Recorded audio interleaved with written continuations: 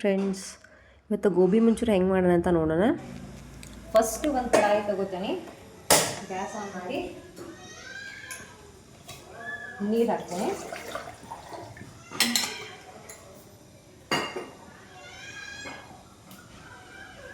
ಇದಕ್ಕೆ ಒಂದು ಸ್ವಲ್ಪ ಉಪ್ಪು ಹಾಕ್ತೀನಿ, ಕಲ್ಲುಪ್ಪು, ಜೊತೆಗೆ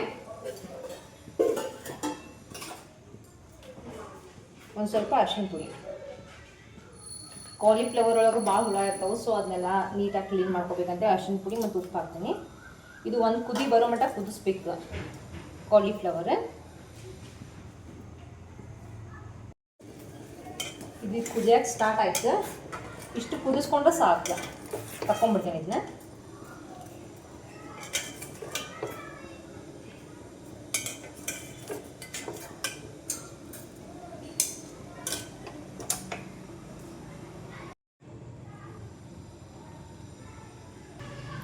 ನೆಕ್ಸ್ಟ್ ಈ ಕುದಿಸಿರೋ ಕಾಲಿಫ್ಲವರಿಗೆ ಒಂದು 3 ಸ್ಪೂನಷ್ಟು ಮೈದಾ, ಒಂದು 3 ಸ್ಪೂನಷ್ಟು ಕಾರ್ನ್ಫ್ಲೋರ್,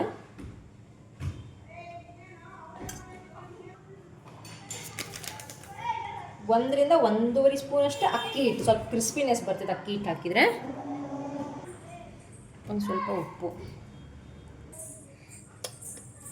ಒಂದು ಸ್ವಲ್ಪ ಖಾರ ಪುಡಿ,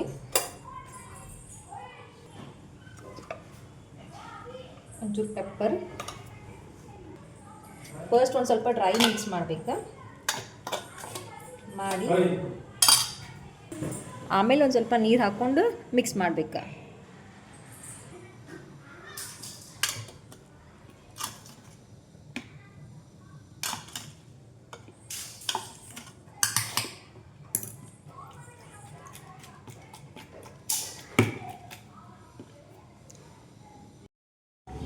ಈ ಥರ ಆಗೈತೆ. ಇದನ್ನು ಒಂದೊಂದು ಎಣ್ಣೆ ಹೋಗ್ಬಿಡ್ತಾನೆ. ಇನ್ನು ಅಷ್ಟು ಬಿಟ್ಟ ಮೇಲೆ ಒಂಚೂರು ಬೇಯೋಕ್ಕೆ ಸ್ಟಾರ್ಟ್ ಆದಮೇಲೆ ಸ್ವಲ್ಪ ಹಿಂಗೆ ತಳ ನಾವೇ ಬಿಡಿಸ್ಬೇಕು. ಗೋಬಿ ಎಣ್ಣೆ ಹಾಕಿದಾಗ ಫ್ಲೇಮ್ ಯಾವಾಗಲೂ ಹೈ ಇರಲಿ.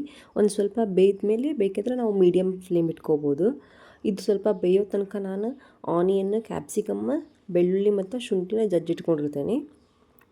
ಇವು ತಾನೇ ಮೇಲೆ ಬಂದು ತೇಲಿ ಬರಬೇಕಂದ್ರೆ ಅದು ಕರೆಕ್ಟಾಗಿ ಬೆಂದೈತೆ ಅಂತ ಅರ್ಥ. ಈ ಥರ ಒಂದು ಸೌಂಡ್ ಬರಬೇಕಾದಂತೆ ಚೆನ್ನಾಗಿ ಬೆಂದಿರುತ್ತೆ. ಆಮೇಲೆ ಅದು ಒಂದು ಪ್ಲೇಟಿಗೆ ಟ್ರಾನ್ಸ್ಫರ್ ಮಾಡಿಕೊಂಡೆ. ಆಮೇಲೆ ಇದು ಎಣ್ಣೆನ ಒಂದು ಸ್ವಲ್ಪ ಸೈಡಿಗೆ ತೆಗೆದಿಟ್ಕೊಂಡು ಅದ ಬಾಣಲಿ ಒಳಗೆ ನಾನು ಒಗ್ಗರಣೆ ಹಾಕೋತೇನೆ. ಈಗ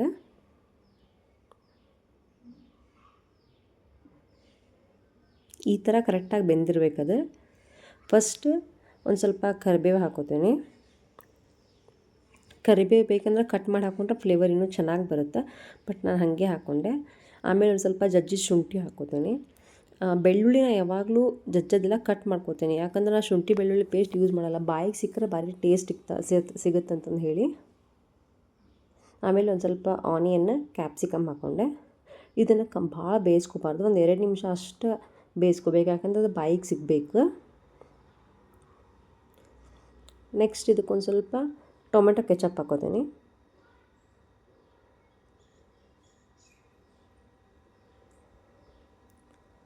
ಟೊಮೆಟೊ ಕೆಚಪ್ ಹಾಕಿದ್ಮೇಲೆ ಕ್ಲೀನಾಗಿ ಬೇಯಿಸ್ಬೇಕು. ಆಮೇಲೆ ಒಂದು ಸ್ವಲ್ಪ ಸೋಯಾ ಸಾಸ್ ಹಾಕ್ಕೊಂಡ್ರೆ ಒಂದು ಸ್ವಲ್ಪ ಉಪ್ಪಿನ ಕಡೆ ಲಕ್ಷ್ಯ ಇರಬೇಕು. ಉಪ್ಪು ಜಾಸ್ತಿ ಹಾಕೋಬಾರ್ದು, ಸ್ವಲ್ಪ ಹಾಕೋಬೇಕು. ಆ್ಯಕ್ಚುಲಿ ಒಂದು ಸ್ವಲ್ಪ ಉಪ್ಪು ಕಡಿಮೆ ಆಗಿತ್ತು. ಆಮೇಲೆ ಒಂದು ಸ್ವಲ್ಪ ಖಾರ ಪುಡಿ ಹಾಕೋಬೇಕು, ಯಾಕಂದ್ರೆ ಆಲ್ರೆಡಿ ನಾವು ಹಿಟ್ಟೊಳಗೂ ಖಾರ ಪುಡಿ ಹಾಕಿರ್ತೀವಿ. ಒಂದು ಸ್ವಲ್ಪ ಉಪ್ಪು ಹಾಕೋತೀನಿ.